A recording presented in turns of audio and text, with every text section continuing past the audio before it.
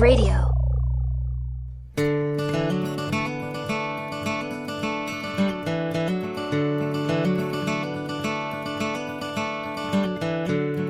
You are listening to Texas History Lessons, a slow walk through Texas history made in Texas by a Texan for everyone, everywhere.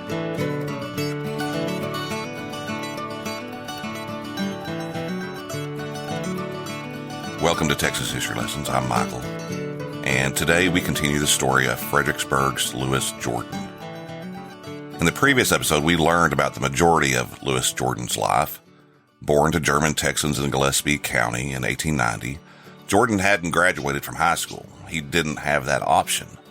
Instead, at age 16, he did the next best thing and took an exam giving him a state teacher certificate. He then went to San Antonio Academy for a year and earned a scholarship to the University of Texas in Austin. With practically no football experience, Jordan became a legendary lineman for the school, the state, and the South. From a life in an area without electricity, he had earned a degree in electrical engineering, and he graduated with the reputation of being a likable person and a dedicated leader. The year that Jordan had made the All-American honors in 1914 was significant for another reason, if you are familiar with the Great War. On June 28, 1914, a young assassin named Gavrilo Princip fired a couple of shots from his little FN Model 1910 pistol. One bullet struck the Archduke Franz Ferdinand in the neck, and the other struck his wife Sophie in the stomach. Both died, and the shots were the fire that lit the fuse that would explode a tangle of circumstances and agreements into what we today call World War I. Participants at the time called it the Great War, and some very optimistic people labeled it the war to end all wars.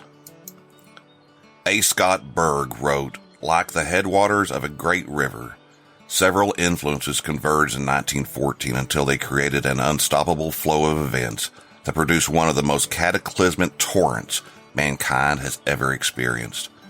Streams of imperialism, nationalism, and militarism joined, and soon they surged through an intricate system of alliances until they created the First World War. It engulfed much of 2 continents and engaged the rest of the globe for 4 years, and its effects continue to permeate 21st century politics, economics, geography, and psychology.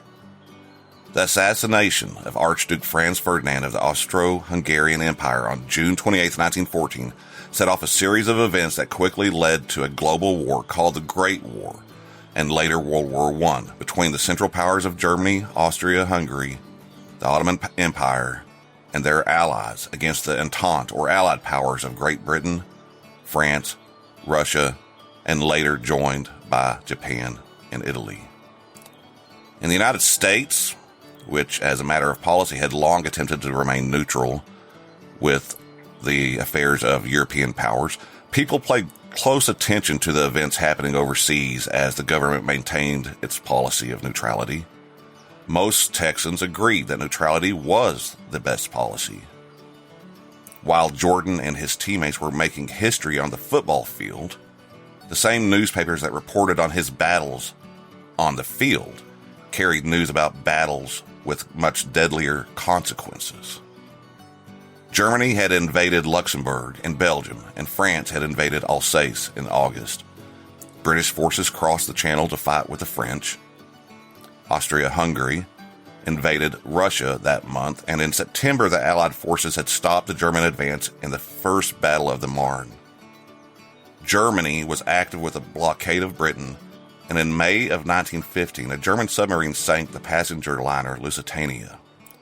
128 Americans were among the dead. 1916 brought the battles of Verdun and the Somme. By then, visions of glory and heroism were already long-distant memories. A British soldier, Donald Hankey, sent the following words to a British magazine describing what was going on. He wrote, "Here we are where we started. Day and night we have done nothing but bring in the wounded and the dead. When one sees the dead, their limbs crushed and mangled, one can only have revulsion for the war. It was easy to talk of glory and heroism when one is away from it. But here, in the presence of the mutilated and tortured dead, one can only feel the horror and wickedness of war. Indeed, it is an evil harvest sown of pride and arrogance and lust of power." End quote. He was killed at the Somme, leading his men over the top in an attack. The magazine it was submitted to refused to publish his words because they were not patriotic. It would have been an issue that the young Louis Jordan, with his German heritage, would have been greatly interested.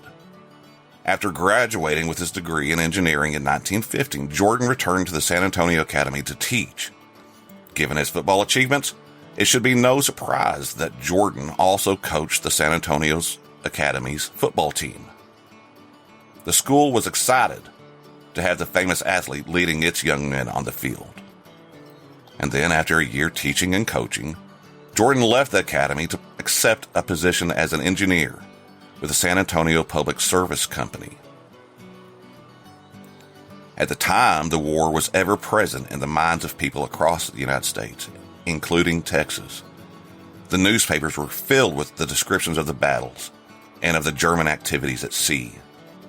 Out of all the things that contributed to drawing the United States into the Great War, there are two big ones: Germany's decision to continue its attacks of unrestricted submarine warfare, in which it targeted even civilian ships headed to enemy ports, and the Zimmermann telegram, which had a lot to do with Texas.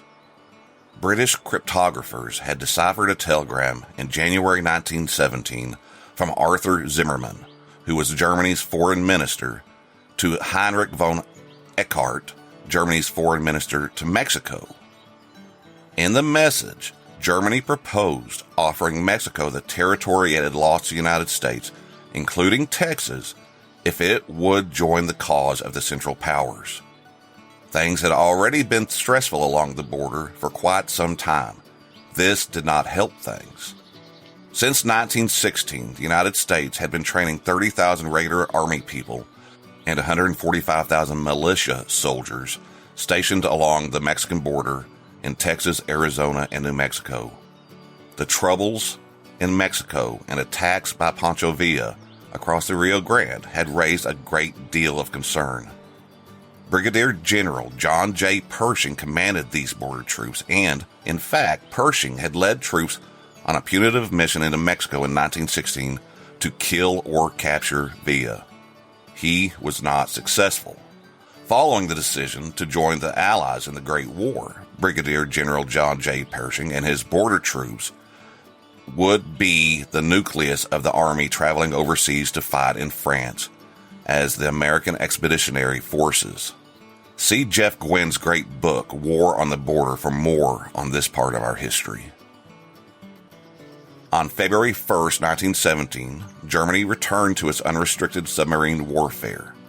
2 days later, the United States severed its diplomatic relations with Germany on February 3rd, 1917, while Louis Jordan was working in San Antonio. The United States severed diplomatic relations with Germany, and on April 6, 1917, the United States declared war on Germany. Pershing was given command of the AEF in May of 1917, a position of both great power and great responsibility. Jordan decided to leave his job in San Antonio, where he had been responsible for the electric streetcar railway. It had been a good job to put his electrical engineering degree to use.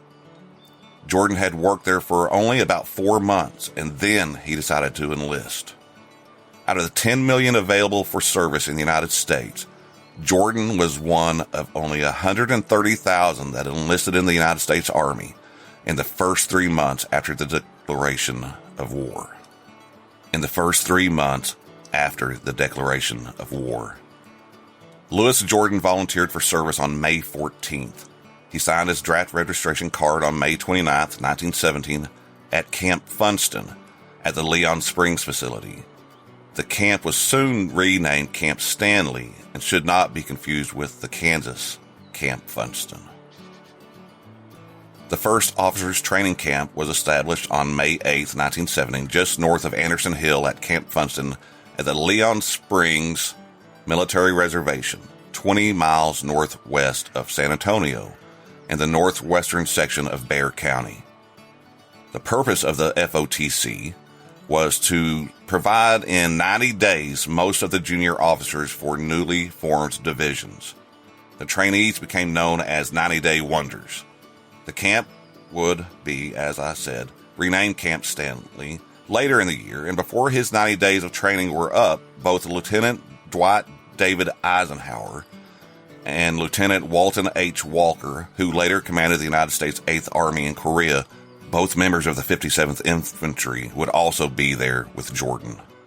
At the end of his 90 days, in the summer of 1917, Jordan won the commission of First Lieutenant and was assigned to the Field Artillery. Pershing arrived in England with his staff on June 7, 1917, and the first of many American forces arrived in France on June 24, 1917, while Jordan was still at the Leon Springs training camp. At a ceremony at the grave of the Marquis de Lafayette in early July 1917, Colonel Charles E. Stanton, a member of Pershing's staff, first used the phrase that would be repeated over and over as the Americans traveled across the Atlantic. The words were, "Lafayette, we are here." It even inspired music, with the lyrics of one song saying, "Lafayette, we're going over to pay our debt we owe to you. Lafayette, we still remember what you did for the red, white, and blue. All our men are getting ready. They will soon sail o'er the sea to fight with France and her allies for the cause of liberty.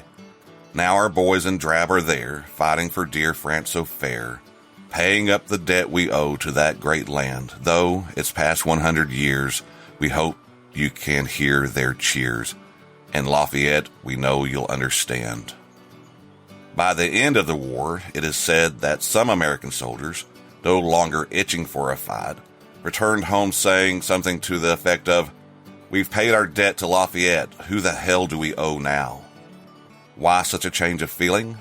Because the British, French, Germans, and others had already suffered enormously, and while the Americans were definitely welcome, they would suffer their fair share of hell. The situation football star Louis Jordan and others were entering was effectively captured by an American writer in 1916, a year before the United States declared war on Germany. Esther Singleton published a successful multi-volume history of the world in the early 1900s.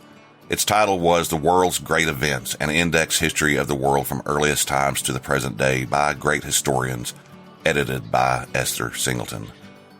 First published in 5 volumes in 1903, the collection went through several editions in 1908, 1913, and 1915.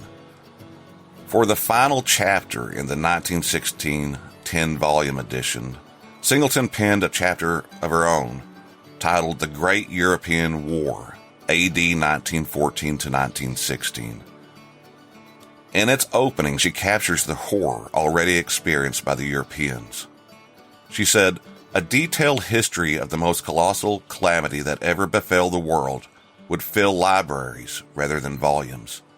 Years ago, imaginative writers predicted that a war of the 20th century might be, with all the resources of modern chemistry and new implements and engines of warfare, and they gave rein to their fancy in picturing novel duels in the air with airships and flying machines. But not one of the most wildly fanciful ever pictured 100th part of the horrors and diabolical inventions which are used by both sides in the war. These include liquid fire, hand grenades, the submarine, and the bomb-dropping Zeppelin. Through the great discoveries and inventions of the 19th and 20th centuries, such as rapid transit telegraphs and telephones, the uttermost parts of the world have been brought together. Louis XIV remarked that there were no longer any Pyrenees. The rulers of the 20th century might say there are no longer any seas, for distance and time have both been annihilated." It was this colossal calamity that Jordan and the other Americans would soon be joining with hopes of bringing it to an end. Jordan was assigned to Battery C of the 149th Field Artillery, which would later become part of the 42nd Rainbow Division. The 42nd received its name, the Rainbow Division, because Major Douglas MacArthur described it as stretching like a rainbow across the United States.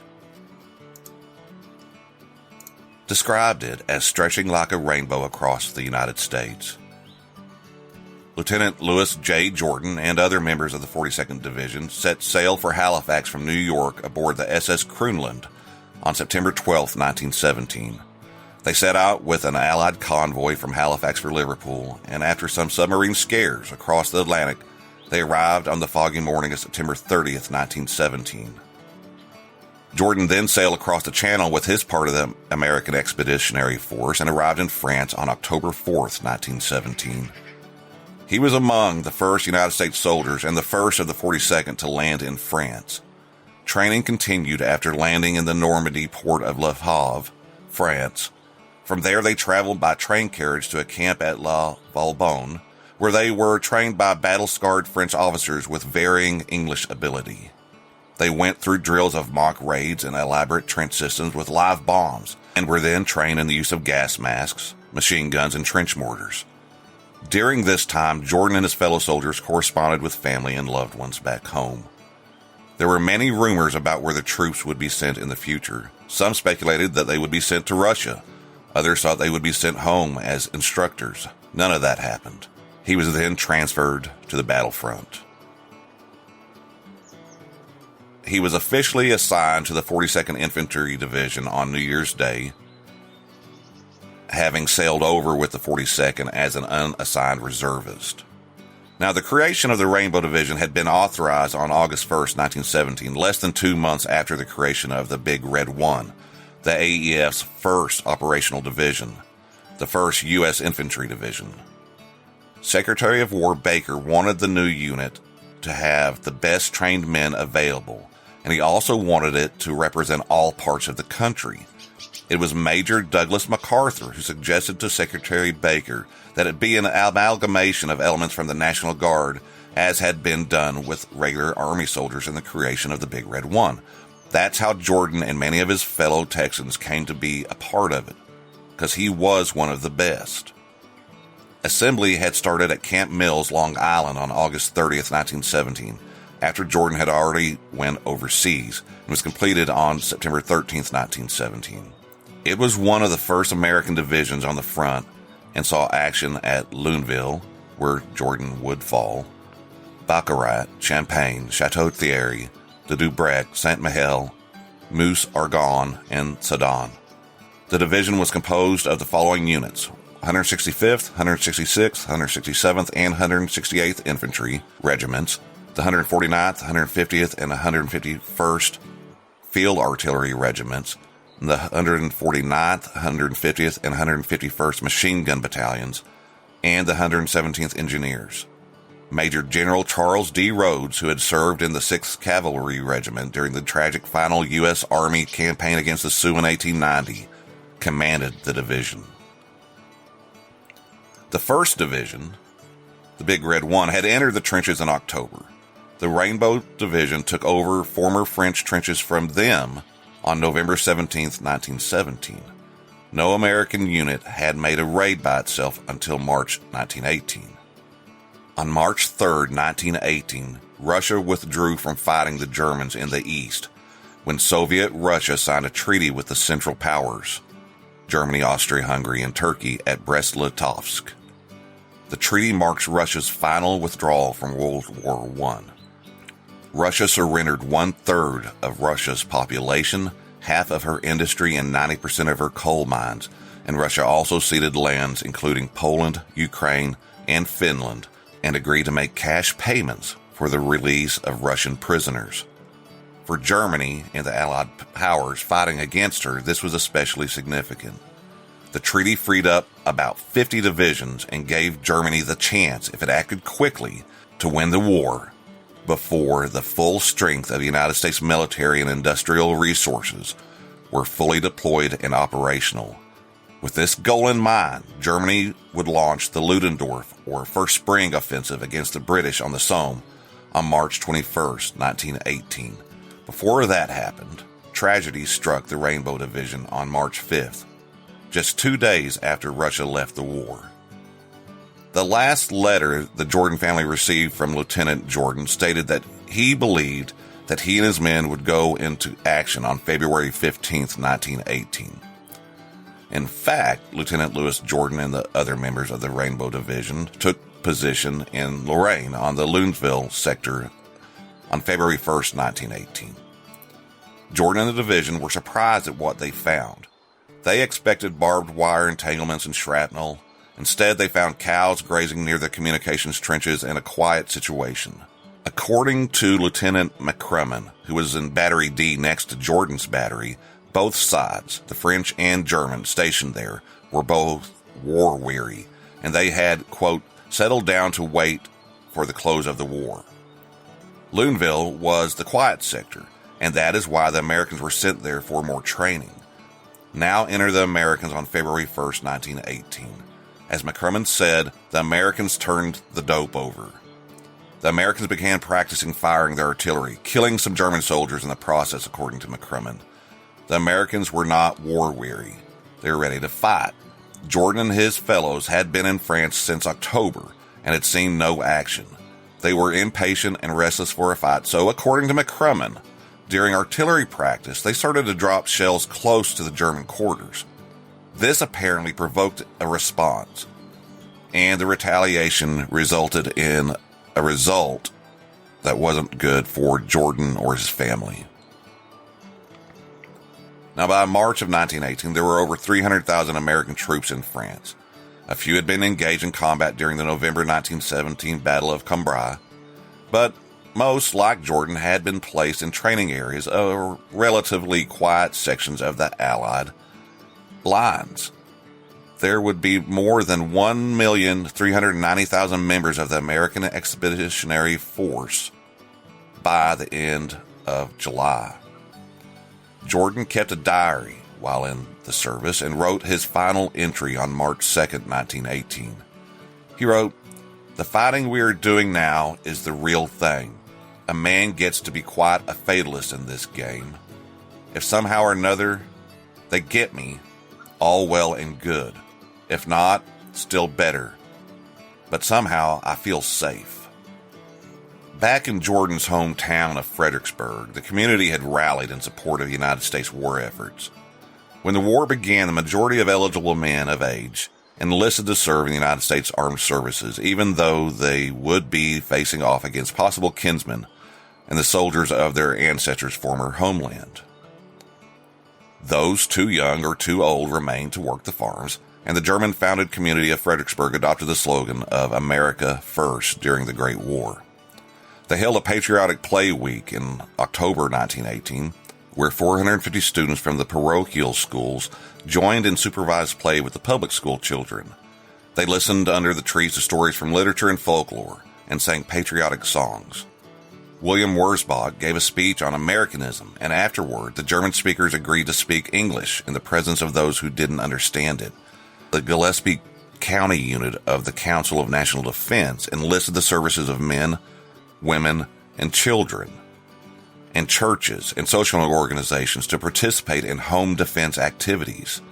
Schools began offering classes in English available free of charge to everyone interested in learning. The San Antonio Express ran a large article on the pro-American actions of the people of Fredericksburg in Gillespie County, and for good reason. After the war had been declared against Germany, a great wave of anti-German sentiment washed over the United States. Texas was no exception, and people started questioning the loyalty of German Texans.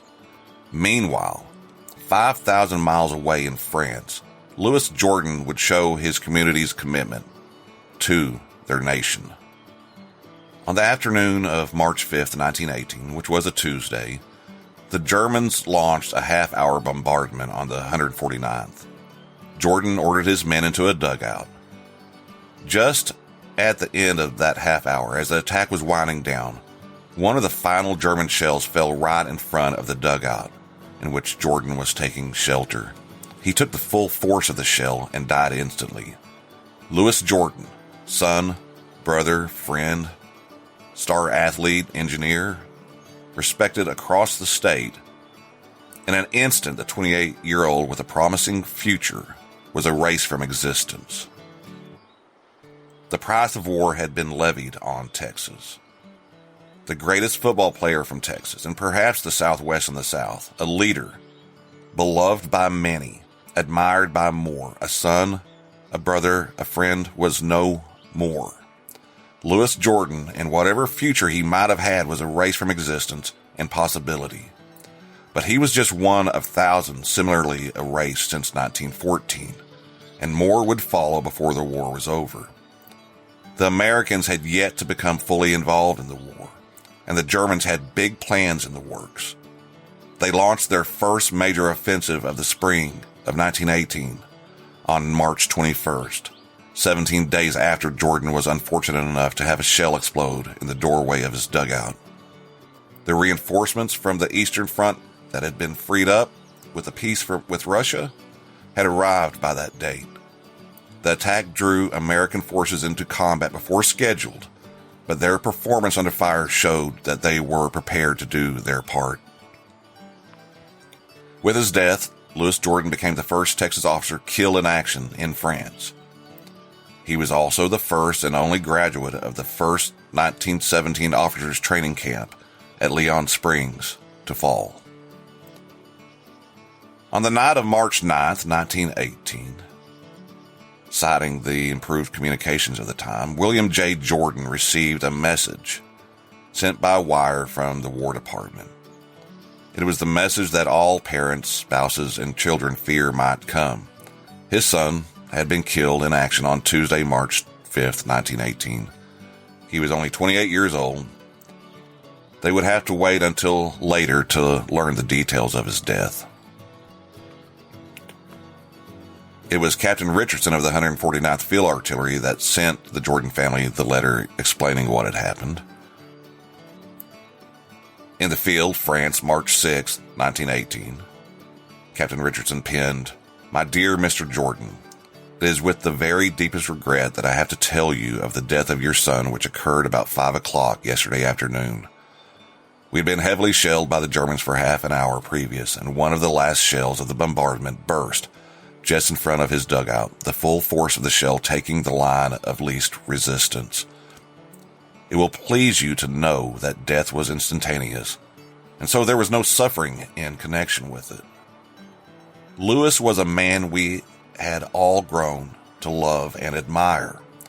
When I took command of this position, he was the first officer I brought with me, and I feel very great personal loss in his being taken away. And in addition, the personal loss to his friends, his country lost a true American and a good officer. He is to be buried tomorrow with full military honors, the first death in action of our regiment. I wish I might express to you in some adequate way the great sympathy for all of you that is in my heart, and how very deeply I regret this loss, which though is very great to us, his friends, must be infinitely greater to you, his family. Very sincerely yours, George Richardson, Captain, 149th Field Artillery." And so 2 days later after his death, on March 7th, 1918, First Lieutenant Louis Jordan was buried with full military honors at a cemetery 5,000 miles away from his hometown. And he also received military honors posthumously from France. Back home in Austin, both houses of the Texas State Legislature recognized Louis Jordan's sacrifice. In the House, Representatives Holliday, Lang, Haydusak, and Johnson introduced a resolution in memory of Lieutenant Louis J. Jordan. And it reads, Mr. Holliday offered the following resolution, whereas on the 5th day of March AD 1918, Lieutenant Louis J. Jordan of Fredericksburg, Gillespie County, Texas, an officer in the United States Army serving his country in France, was killed in action against the enemy. And whereas Louis J. Jordan was the first American officer from the state of Texas to give his life on the field of battle in defense of his country, our freedom and liberty, therefore be it resolved that we offer to his surviving parents, his brothers and sisters, our most sincere sympathy in their great loss, and that a page of the House Journal be set aside and dedicated to his memory, and that a copy of this resolution, properly attested, be forwarded to his beloved relatives, and that when the House adjourns today, it do so in honor of this deceased hero. And it was signed by Holliday, Lang, Haydusek, and Johnson. Sam Johnson, the representative for Jordan's home county of Gillespie that had his name attached to this resolution, would later refer to Jordan and his sacrifice when defending his German Texan constituents against proposed anti-German legislation. And his son, who was 9 years old at the time of Jordan's death, would grow up to be President Lyndon Baines Johnson and send United States troops to another war in Vietnam many years later, where over 3,000 more Texans would die or go missing out of the over 50,000 Americans that lost their lives in that war. Now, in the Texas Senate, Bexar County's Carlos B. introduced a resolution to honor Jordan. It was simple resolution number 32, resolved that the Senate has heard with profound regret of the death upon the battlefield of his country of Lieutenant Louis J. Jordan, United States Army of Fredericksburg, Texas. Lieutenant Jordan was the descendant of the race of men who sought in this land a haven of refuge from Prussian autocracy, and has gallantly met the supreme test of devotion to one's country. Be it further resolved that the Secretary of the Senate be instructed to express the deep sympathy of the Senate of Texas to the bereaved family of the deceased and furnish a copy of this resolution to the said family. The resolution was read and adopted. Now, there are a lot of what-ifs in history. What would have happened had Louis Jordan survived the war? I can only speculate. I do know that his death was a severe loss to his father, brothers, sisters, and friends, and to the community, both in San Antonio and in Austin. And I can pretty confidently say that he would have fought on with his brothers in arms, because they fought on, just like he would have insisted, and they played a prominent part in American operations during the war. Following Jordan's early March death, Germany launched a second spring offensive, the Battle of the Lys, in the British sector of Armentières on April 9, 1918. With an overwhelming number of troops, the Germans captured the Channel supply ports at Calais, Dunkirk, and Boulogne. This could prove devastating for the British. Then on May 27th, Germany launched its third German spring offensive, the Third Battle of the Aisne. The Germans hoped to split the British and French forces before more American forces could reach the battlefields. The next day, the 28th of May, about 4,000 U.S. troops gained their first victory in their first major action of the war at the Battle of Cantigny. Following Jordan's death, the Rainbow Division proceeded on July 12, 1918 to relocate to the Champagne sector and attach to the French army there. And it was believed that they were about to be under imminent attack. And within 4 days, the attack came and bloody combat followed. On July 15, 1918, when the Second Battle of Marne began, Germany launched the final phase of its Great Spring Push. Germany's troops, depleted and exhausted by the previous spring efforts, began to show that it had paid a heavy toll. The Alabama 167th Infantry of the Rainbow Division were also there and resorted to fighting with their trench knives, repulsing 11 German attacks and closing up breaches with their dead. Half the regiment died in the fighting.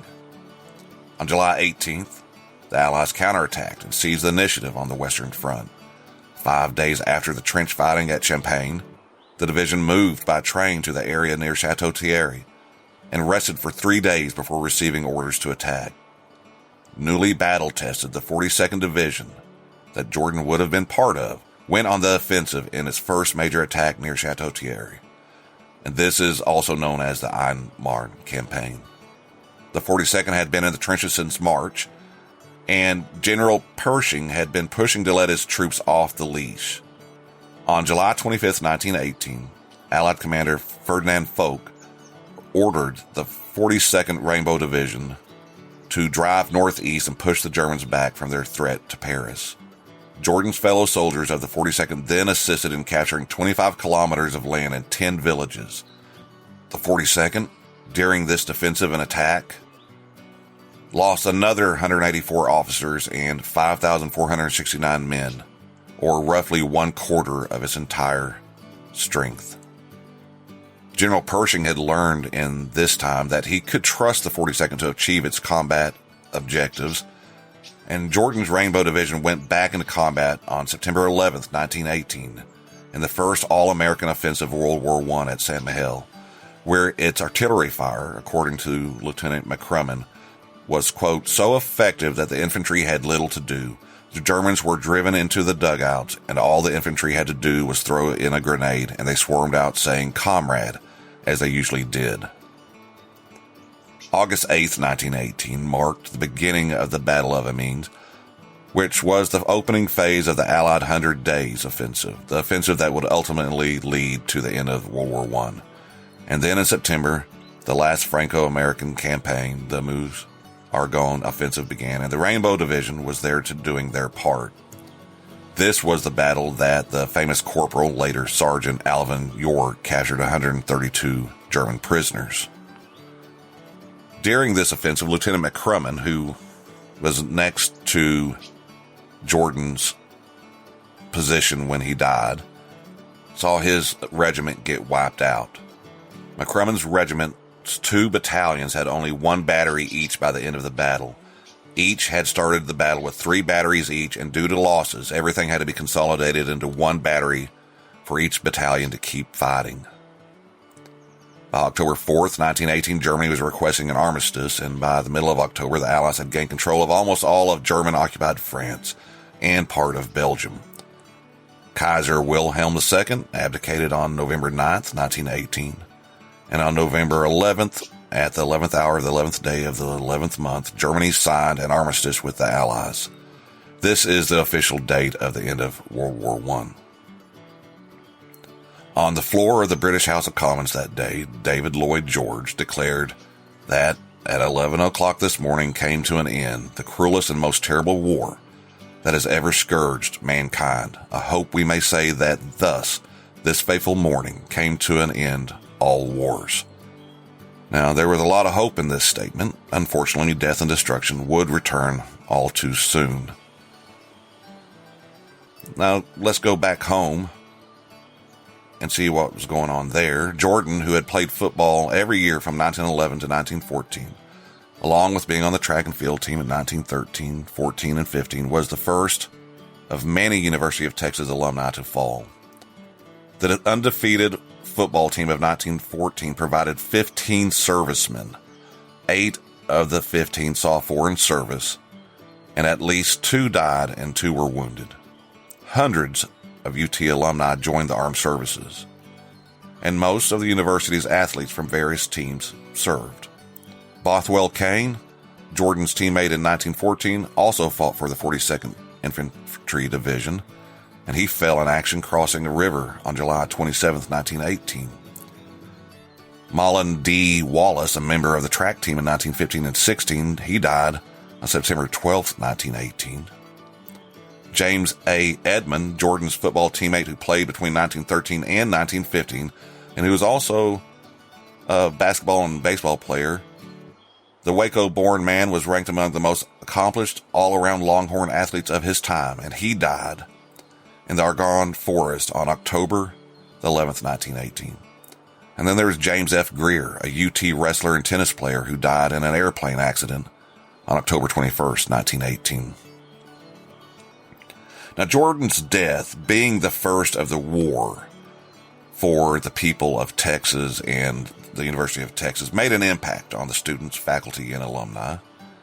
Newspapers across the state carried his obituary. On Sunday, March 10th, 1918, a service was held in Austin in the memory of Lieutenant Jordan. Dr. L. W. Payne read a poem in Flanders Field, which a news article called "A touching little poem written by a Canadian officer now dead." Dr. Payne said, "One of the most pathetic incidents that has come out of the many tragedies of the Great War relates to a gallant Canadian, Lieutenant Colonel John McCrae of Montreal. During the Battle of Ypres, He wrote a little poem which is destined, in my opinion, to be remembered as one of the permanent lyrics of the terrible period which gave it birth. The quiet and peaceful tone of the verses, together with the profound underlying feeling, makes an artistic effect that is beyond praise. The little crosses which mark the graves of the dead soldiers, the unruffled calm of the poppies, and the joyful songs of the larks and the terrible roar of the big guns make a fit setting for the message from the dead.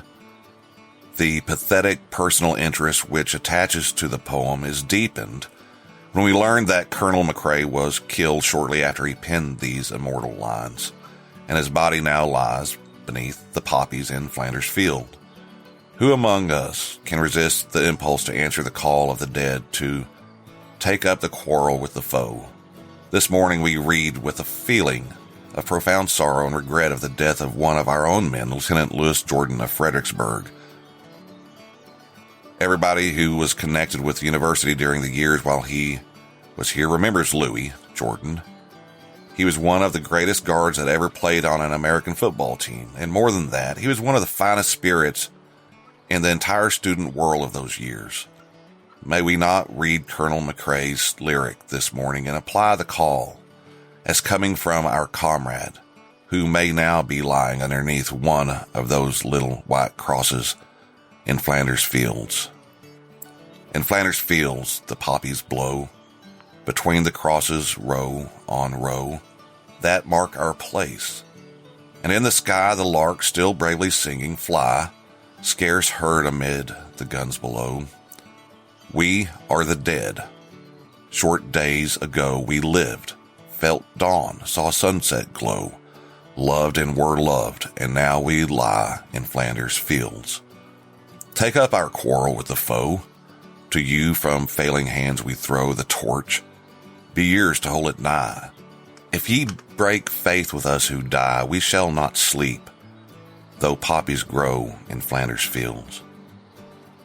The Longhorn magazine carried the following memorial along with a poem credited to Jordan. It is with mingled pride and sorrow that the university records the names of those of her sons who have gone bravely forth to the world combat never to return. As the litany of their names grows longer and the campus flag more often floats midway from its staff, we realize more keenly that in the midst of peace we are at war, and our hearts and our hopes go out to those who but a little time ago shared so vividly in the life of Old Varsity. Of these there was one who shortly before last March, when he was killed in action, wrote the following verses that expresses in their dogged optimism the splendid spirit of the Texans who have found their way to France.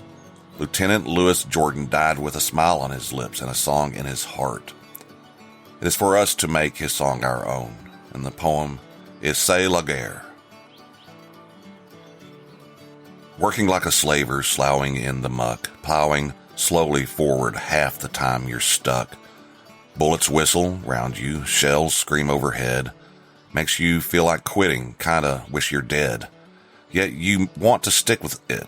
Something makes you pard. Sure you're not a slacker. Grin and greet 'em there. C'est la guerre, boy, c'est la guerre. Liquid fire and gases, hand grenades and shells.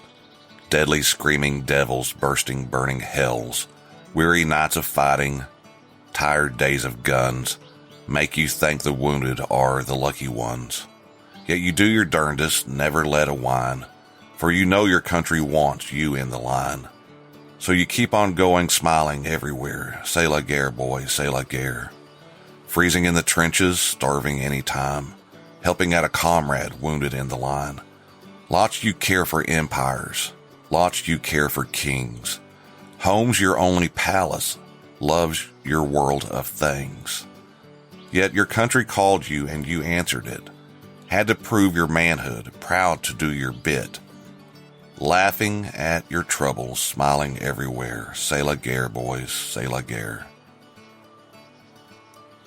But the story of Louis Jordan does not end there, with news reaching home. It does not end with him in a grave below a white cross in the French countryside. On June 11, 1918, While the Great War still rumbled on across the Atlantic, the wounds inflicted on Americans and Texans was still fresh when the University of Texas held its 35th commencement and conferred degrees on 249 of its graduating seniors. A headline in the San Antonio Express proclaimed that war clouds make commencement at university sad. Were it not for the war, the festivities would have been better attended and less somber. It was the smallest graduation in at least 15 years. Rhodes S. Baker, an alumni from Dallas, gave the commencement address, and in it he stressed the part and sacrifice the university had made in the Great War. He said that it was a great privilege for any American to be able to say that he had fought alongside the French and English heroes. The university, he stated, has not as yet lost many men in the struggle in comparison to the many men who have left her doors to enter the service. Of the many men who have gone to France, Louis Jordan, an all-American football player, and one has returned to this country, decorated with the War Cross for honor and bravery, Bob Knight of Dallas. He was wounded on active duty in the trenches. The university has never been under such strenuous conditions. Men have been leaving every day, and more men are going soon. But it is sincerely hoped that the institution can go with as good work in the future as it has done in the past. 2 lieutenants, 2 privates, and 1 sailor in the service had been allowed to return to participate in the graduation, and the crowd let them know that they were appreciated when it was their turn to cross the stage and get their diploma. The students serving in the military that couldn't attend were sent their diplomas. Then in 1919, the American Legion Post 244 in Fredericksburg renamed itself the American Legion Louis Jordan Post 244 in his honor, and it still bears that name today. Lieutenant John Fry's return to San Antonio in July 1919 after 22 months of continuous service with the 42nd Division's 150th Field Artillery. 9 of those months had involved fighting with the Rainbow Division and its major engagements. He was the final man of those that had left the Camp Stanley Officers Training Camp that graduated in August 1917 to return home. 8 officers from the camp had been sent to France. Lieutenant Louis Jordan was the only one that did not return. In addition to Fries and Jordan, there had been Lieutenants Robert Cherry, Aldous Cadwalder, Frank Hicks, George Maverick, Jack Leckie, and Graffin Houston. When the Evangelical Church of Fredericksburg celebrated its 30th anniversary in late October 1919, Jordan's family were present to dedicate 2 stained glass windows that were installed during the church's renovation, and they were installed in honor of 3 local boys that had died in France, Jordan and Privates Alfred Schlott and Walter Eckhart. 60 returned soldiers were also honored for their service. In 1921, his remains were returned to his home state to be interred in the Fredericksburg City Cemetery near his mother that had died in 1907.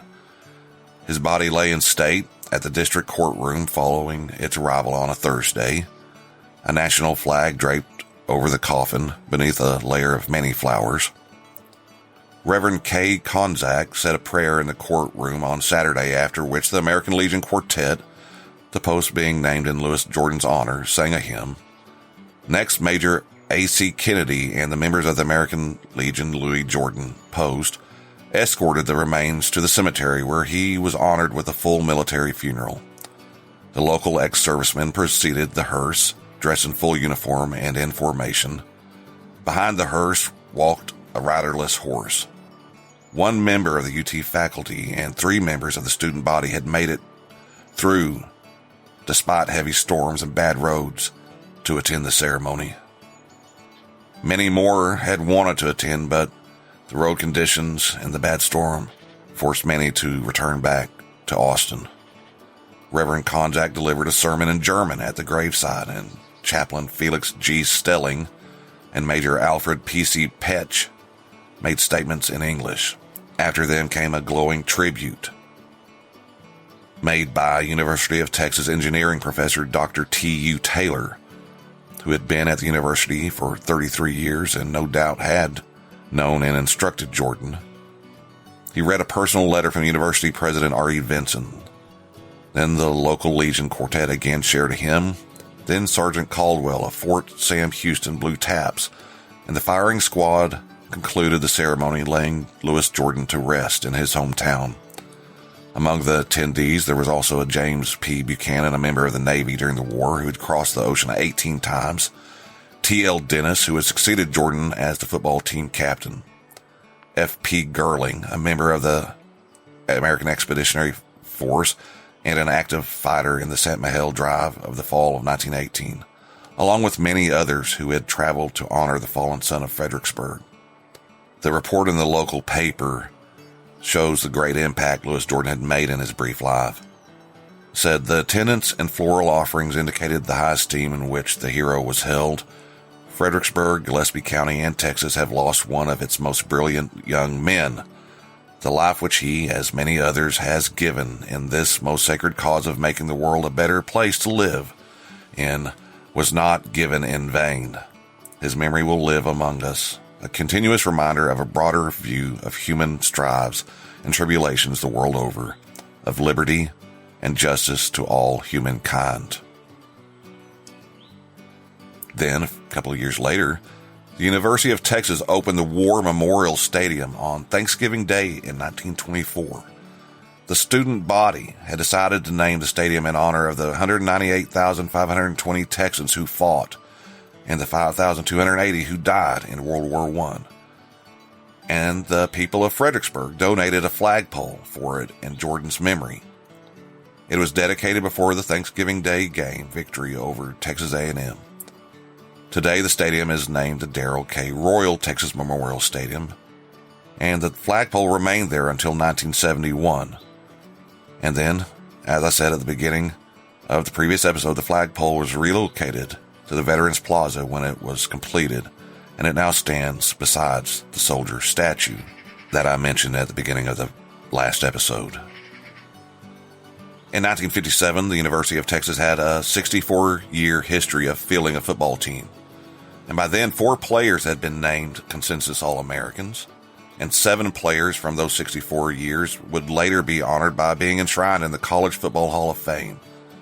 But it was Louis Jordan who stood out in 1957 when the Texas Athletics Hall of Honor was created. He was the only athlete in the inaugural class of 4, in recognition of those qualities that brought credit and renown to the University of Texas. Over 4 decades had passed since he graduated, and he was still remembered in such high regard. As Bill Little of the University of Texas Media Relations wrote in 2014, Louis Jordan is important to us today because he represents what this game of football means to both sides. It is a challenge of the human spirit, and it is a contest played only on a Saturday in mock war. Louis Jordan reminds us that leadership and drive matter, not only in a football game, but in life.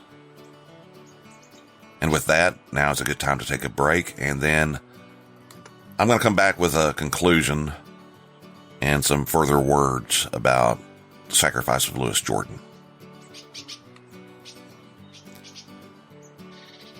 George F. Kennan, an American diplomat who played a significant role in our relations with the Soviet Union and Europe, stated that he saw the First World War, quote, as the greatest seminal catastrophe of this century, the event which lay at the heart of the failure and decline of this Western civilization.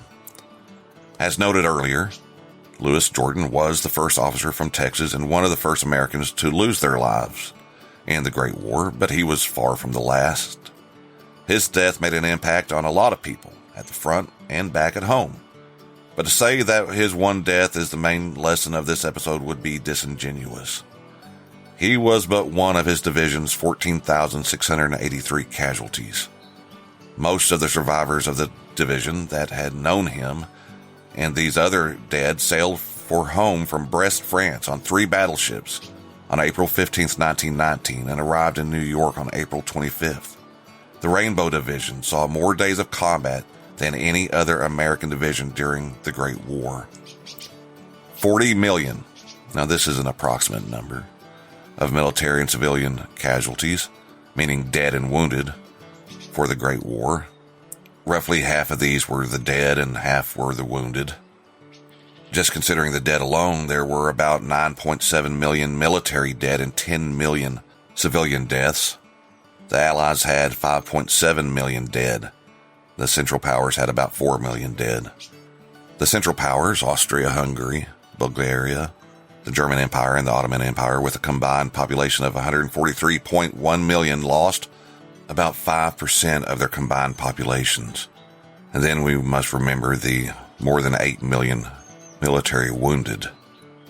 The Allied nations, with a combined population of over 806 million, lost 5,711,696 to military-related deaths and 3,674,757 civilians, for a grand total of over 9 million.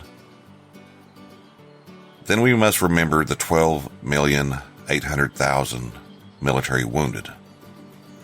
The United States, with a population of 92 million, lost 116,708 to military-related deaths and only 757 civilians, for a grand total of 117,465 dead. And then we should also remember the more than 200,000 military wounded. Lieutenant Louis Jordan is worth remembering for the things he did in his too brief life, and for the great loss caused by his death. He was among the first of many. A total of over 180,000 Texans served in the armed services during the United States' brief part in the Great War. 127,000 or more had been drafted, and then 37,704, like Jordan, had volunteered for the United States Army and National Guard. Texas was represented in the United States Navy also by 16,000 or more, and in the United States Marines by over 2,000. The people that served suffered unbelievable hardship and endured what one Irish serviceman I saw interviewed years after described as unspeakable punishment in conditions that another historian called obscene. Out of all of these Texans that served in the armed services, at least 5,170 Texans died. This number includes 7 Gold Star women from the Nurse Corps. Let's not forget that. Not all of these deaths were in Europe or from combat. Over a third of the total deaths occurred inside the United States, and many of these deaths were also caused by the Spanish influenza pandemic of 1918 that killed millions more worldwide. In a set of statistics released in 1920, Texas is stated to have suffered a total of 10,133 casualties, and that's out of 463 officers and 9,670 men. And this report breaks it down in great detail. 24 officers and 432 men died of wounds. 29 officers and 913 men died of disease. 59 officers and 1,105 men were killed in action. 9 officers and 43 men died of accident. 8 men drowned. 1 officer and 10 men committed suicide. 1 officer and 9 men were killed from murder or homicide. Listed as other known causes were 1 officer and 15 men. Causes undetermined included 3 officers and 35 men. Presumed dead, 25 men. Total dead, 127 officers, 2,595 men. Prisoners that died was 1 officer and 2,595 men. Repatriated, 10 officers, 65 men. Wounded slightly, 145 officers, 2,780 men. Wounded severely, 131 officers, 2,549 men. And then wounded degree undetermined, 49 officers, 1,670 men. Total casualties, 464 officers, 9,670 men. It is for each of these deaths and the deaths of all that have been lost in our wars before and since that we observe Memorial Day and Veterans Day. And in 1920, the History of Texas World War Heroes was published, and that's where I got the statistics. And in its introduction, it carried the following words showing how people felt about the loss of Louis Jordan and the many others that joined him in graves across the Atlantic. It said, "He heard his country's call. He went forth an American boy, your boy and mine. He counted not his own life dear, but offered it gladly in humanity's name, for God and for the right. It is our right and our duty to be proud of him. For those who died in the service, the honor and glory is theirs. For those who offered all and still live, may the glory of the future ring. The Great War made a great impact on Texas, and it in part is responsible for changes that began the creation of the Texas that we have today. Now, if you're interested in learning more about the Great War's impact on Texas, I strongly encourage you to visit the Texas Historical Commission's Texas in World War I historical marker map online. It features an interactive display of locations, text, and photos. I'll try to put a link in the show notes. There are many more stories of Texans that served in World War I that we could learn about, and we'll probably get to a lot of them in the future. This list includes the 4 Texans who were awarded the Medal of Honor: Samuel Sampler, David Hayden, Daniel R. Edwards, and David Barkley, the first Hispanic American to win the Medal of Honor. Sampler, Hayden, and Edwards lived long lives. Barkley, from Laredo, died 2 days before the armistice. The Korean War is often referred to as the Forgotten War because it is often overshadowed by the Second World War and the Vietnam War. I think, and this is just a thought, not a fact, the Great War, the First World War, probably comes in close second or third in the list of contenders for the title of the Forgotten War, simply because of the huge amount of attention given to World War II and Vietnam. Then we must also remember those that have served in the wars we have been in for the last 2 decades. You're probably familiar with a version of the phrase attributed to General Robert E. Lee at the Battle of Fredericksburg. One version goes like this: "It is well that war is so terrible, we would grow too fond of it." From the Union side of the Civil War, we have versions of an equally famous quote by General William Tecumseh Sherman: "War is hell." During the Civil War, while his army was occupying Atlanta, Sherman wrote to the city officials that war is cruelty and you cannot refine it. A number of years after the war, while addressing Michigan Military Academy, Sherman said, "I am tired and sick of war. Its glory is all moonshine. It is only those who have neither fired a shot nor heard the shrieks and groans of the wounded who cry aloud for blood, for vengeance, for desolation. War is hell." Arthur H.G. Wells in 1914 initially coined the phrase, "the war to end all wars," when the war broke out. I can't speak as to whether or not it was just a hopeful idea or if anyone actually believed it, but as we all know, it wasn't. War continued on after the peace agreement at Versailles in 1919, and 20 years later, the Second World War brought much more death and destruction, and war continues today. One interesting comment on war comes from author Cormac McCarthy, who in his 1985 novel Blood Meridian wrote these words for a character called Judge Holden. "It makes no difference what men think of war," said the judge. "War endures. As well ask men what they think of stone. War was always here. Before man was, war waited for him. The ultimate trade awaiting its ultimate practitioner. That is the way it was and will be. That way and not some other way." And I'll close with another quote. This one is from the Gospel of Matthew chapter 24, verse 6, in which Jesus said, "And ye shall hear of wars and rumors of wars. See that ye be not troubled, for all these things must come to pass, but the end is not yet." And one more quote from another author I admire. "So it goes." Thanks to everybody for listening to this episode. I have another brief episode I'm going to be putting out next week. An interesting little story that I found I want to share. Thanks to Derrick McClendon for sharing the theme music. Thanks to everybody that helps the show out on Patreon and by clicking the link to buy me a cup of coffee. So yeah, that's it. That's a long one. Hope you enjoyed it. I enjoyed researching and writing it, and I learned quite a bit from it. There's a lot more that I still don't know from that time period that I'm looking forward to learning more